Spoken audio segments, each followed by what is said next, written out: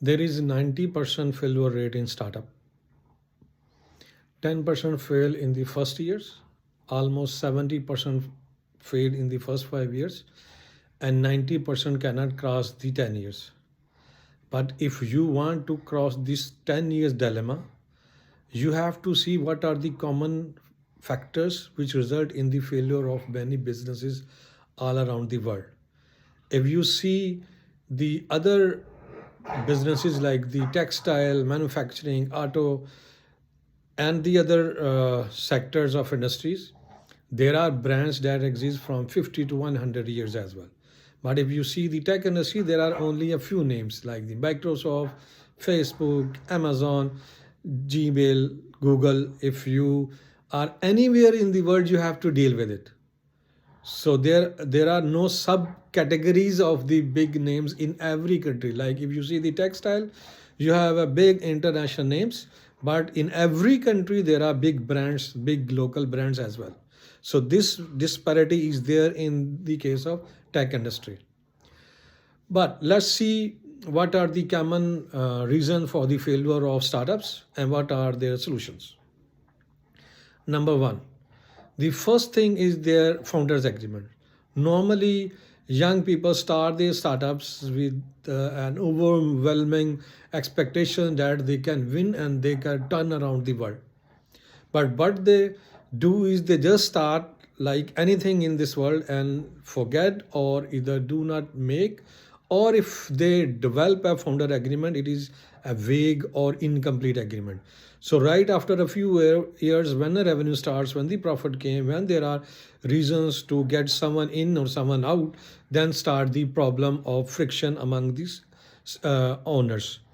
So what you have to do is whenever you start a business, instead of making a failure, try writing down a detailed and comprehensive founders agreement. If you can do it yourself, it is good, but if you can't, preferably hire a corporate lawyer or a business consultant who can help you in developing a detailed and comprehensive and a founder agreement that results in lowering this friction when the business starts. Second reason is your business plan itself.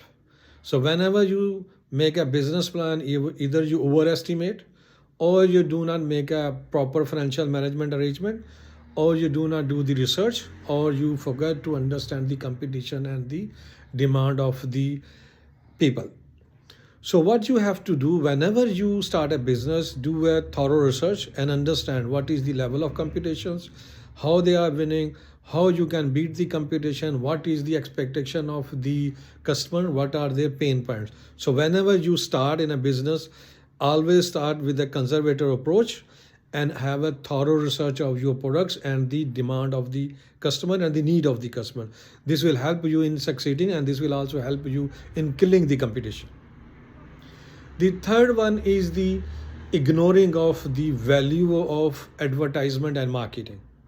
So whatever you are, whether you have the best product of this world, unless people know you are and there is a product which exists in this world which can solve their problems, no one will come to buy. So if you want people to buy yourself, it is your duty to let others know that you have this product which can solve their problem. So never ignore, never save your cost on the advertisement and marketing. So always prefer to start your advertisement and marketing at the right time. Most of the people think that they are getting business from startup, Fibers and other freelancing platforms, and it is good for them. They are good, but they will not let you make a big brand or big business. So always prefer to start advertisement or marketing, and do not ignore the power of Meta and LinkedIn when you start your sales and marketing campaign. Next one is the branding. Branding is what will distinguish your products from the others, what will give you a competitive advantage. And it is your reputation that will give you a business that will make the people buy your product and ignores the other. So if you see the value of branding, you can see the branding of Pepsi, Coca-Cola, Microsoft there. and you never ignore the brand value of your owners, CEO, or the directors. If you see the big names like the Microsoft, Bill Gates is there, like the Facebook, Mark Zuckerberg is there. So there are big names which are actually the face value of their companies. So whenever you understand what a brand value can bring to your business, never underestimate the personal branding of your CEO and the directors, or the face value will increase and ultimately your business will increase. Next one is the succession planning. Since we started a bit by bit in a startup, unless you got a big chunk right at the development stage, you do not have the resources, or you ignore to prepare the succession planning, neither at the department level, neither at the organizations level, neither at the board level. So this may result in a failure of a business all of a sudden.